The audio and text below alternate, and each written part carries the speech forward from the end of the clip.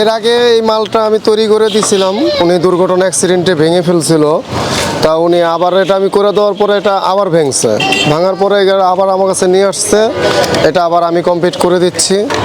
এই যে আগের পুরনো মালটা, এটা সম্পূর্ণ আমি তৈরি করছিলাম।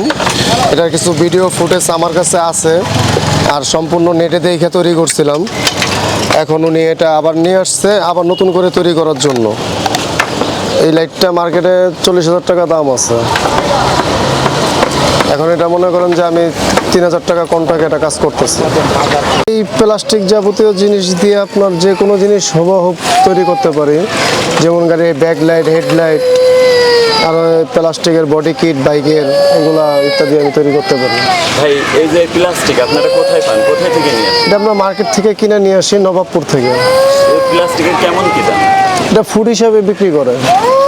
যদি আপনাদের কাছে দেশের যে কোনো প্রান্ত থেকে মোটরসাইকেল বা অন্যান্য গাড়ি নিয়ে আসতে হয়, সেই গাড়িগুলোকে আপনারা মেরামত করতে পারবেন? হ্যাঁ, ওইগুলো আমি মেরামত করে, এমনকি যেগুলো না পাওয়া যায়, অনেক সময় শোরুমে এই মালগুলো আসে না, বা ওনাদের আসতে গেলে 6 মাস 1 বছর সময় লাগে, ওনারা তার গাড়িগুলো এতদিন ফালায় থাকবে না, সেই গাড়িগুলো দেখা গেল আমাদের দিয়ে কাজ করায় তারা সুবিধা সুযোগ পাচ্ছে।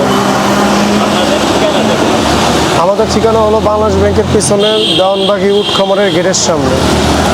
আপনাদের কেমন কি খরচ এখানে নিয়ে থাকেন আপনারা এই যে মোটরসাইকেলের যে কাজ? এটা কাজের উপরে ডিপেন্ড করে, যার যেমন কাজ ওটা কাজের উপরে ডিপেন্ড করে।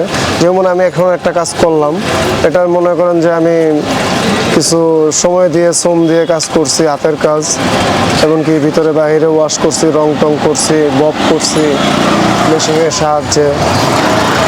এই প্লাস্টিক কি ফুট হিসাবে কেনেন নাকি? হ্যাঁ, এটা ফুট হিসাবে। কেমন কি ফুট এগুলো? এটা ফুট হিসাবে 120 টাকা ফুট। এটা সম্পূর্ণ আমার হাতে তৈরি করা। কিভাবে সম্ভব হয়? এটা সম্পূর্ণ আমার ব্রেনটে, এমনকি আমার হাতের উপরে নির্ভর করে।